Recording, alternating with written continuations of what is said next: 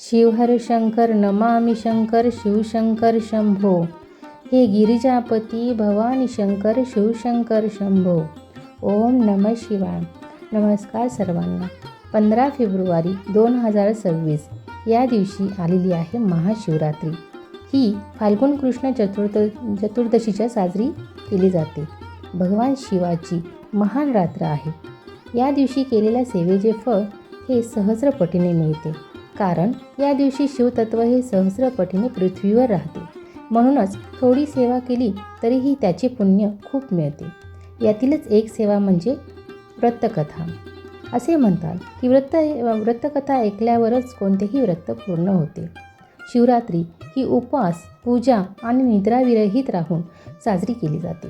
हे व्रत पाप नष्ट करते आणि मनोकामना पूर्ण करते।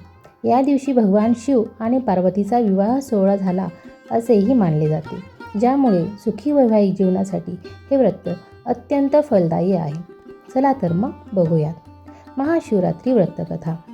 लुब्धक व्याधाची ही एक गोष्ट आहे। पौराणिक कथेनुसार वाराणसीत सुस्वर नावाचा एक शिकारी होता। तो खूप कर्जात बुडालेला होता आणि सावकाराने त्याला कैदेत ठेवले होते। योगायोगाने तो दिवस होता महाशिवरात्रीचा। व्याधाला कैद करून सावकार शिवमंदिरात आला होता। व्याध दिवसभर भुकेला आणि तहानलेला होता। संध्याकाळी मुक्त झाल्यावर तो अन्न शोधण्यासाठी जंगलात गेला।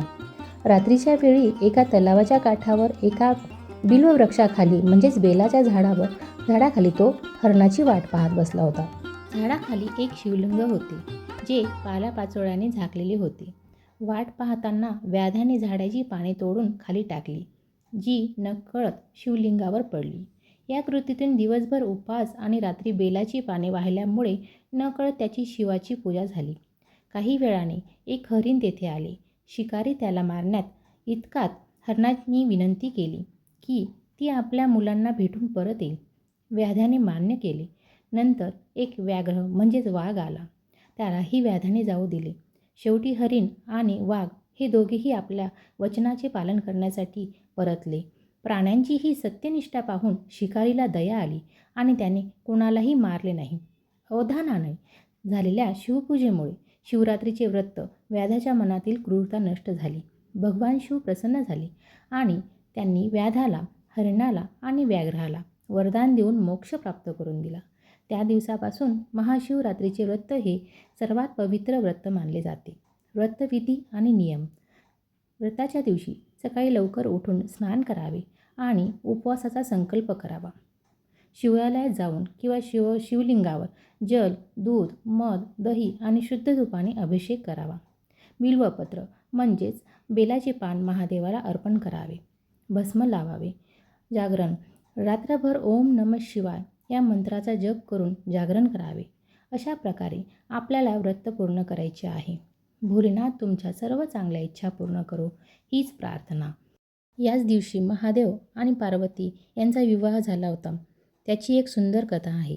सतीदेवी भगवान शंकराची पत्नी होती, पण वडिलांनी शंकराचा अपमान केल्यामुळे सतीने देहत्याग केला।